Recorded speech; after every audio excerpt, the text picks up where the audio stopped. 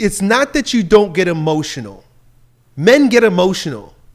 Men just don't allow themselves to be ruled by their emotions in the same way that a woman is allowed to. Women have a certain grace in that regard.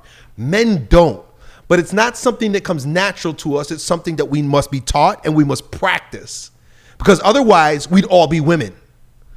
And so it's okay that you're feeling emotions. It's not okay that you're lashing out and that you're blowing up and that you're being impatient or mean to people. And so the best thing that you could do is to be silent in those moments. The best thing you could do is to literally walk away. The worst thing that you could do is to react. Stephen Covey has this great saying, probably one of the only lines I remember from Stephen Covey, even though he's a best-selling author in business. He says, between stimulus and response, there's a space, and in that space is where your life will be created. You have to create that gap. You have to keep that gap between what happens and what you do about it.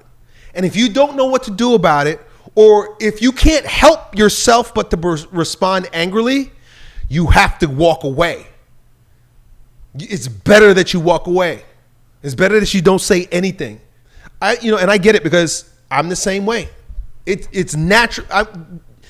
Y'all listen to me because I'm spontaneous. I don't think before I talk. I just do shit. My whole life is just that way. I just do shit. I had to learn this the hard way, and I still have to learn it.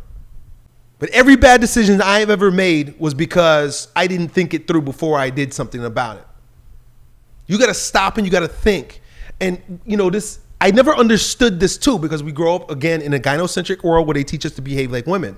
And so the first thing they do when you're a kid, they tell you, oh, you should express your feelings. They tell little boys, oh, it's okay to cry. Do you think that it's a mistake? Just think about it this way, because, they call it progress, but shit just gets worse. This is not progressive. This is regressive. But they call it progress because, a few generations ago, if a boy was crying, even his mama would say, stop crying and being a little girl. Like nobody accepted boys crying, and nobody damn sure accepted a man crying. Nobody wants to see a man cry even today. But, more and more men have been told it's okay to cry. You should be emotional. You could do those things on your own. You could do those things in your bedroom with the door closed.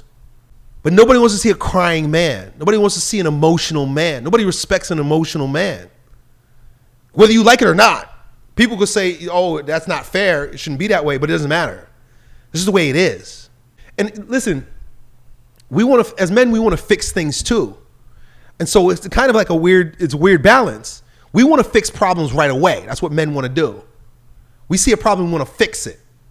Right? That's why and women don't want us to fix their problems. They just want to talk about their problems. They have no interest in fixing their problems. But men, we're fixers. And if we can't fix it, we get frustrated. But it's a part of the reason why you tend to react rather than respond. So take your time. My whole point here is, look, do the breathing exercises. Keep praying for patience.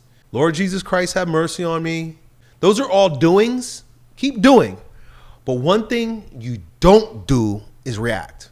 Stop reacting. Create space. Walk away. And that's practice. You got to practice that because it's emotional. If you think you're just going to feel like doing that, you know what I'm saying? Like, oh, okay, I'm just going to do that and it's going to feel easy. You got to understand, you're trying to tame a beast. You have an inner beast. You have an animal on the inside, a totally irrational animal. You got to put that animal on a leash. The animal don't like to be on a leash. My dog don't like when I put on a leash. But if I don't put my dog on a leash, he's going to run the show. Take a deep breath and walk away, and you'll be all right, dude. Done. Porn.